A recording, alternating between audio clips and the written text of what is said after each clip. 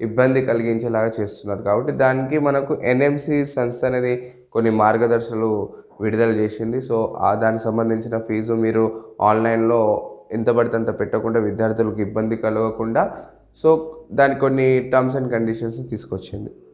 గంటకు 1731 చలాన్లు. అంటే మామూలుగా హైదరాబాద్‌లో మనకు ఒక గంట పరిధిలో 1731 చలాన్లు పడుతున్నాయంట. చూడండి, మామూలుగా జనాలకు చలాన్లు ఎందుకు వేస్తామంటే ఆ యొక్క తప్పు చేయకుండా ఉండడానికే. సో, చలాన్లు పెరుగుతూనే ఉన్నాయి. మనకు రోజుకు సుమారు 1731 అంటే 2023 గణాంకాల ప్రకారం రాష్ట్రంలో సాగుతున్న ప్రతి గంటకు 1731 చొప్పున ట్రాఫిక్ ఉల్లంఘనలు జరుగుతున్నాయి.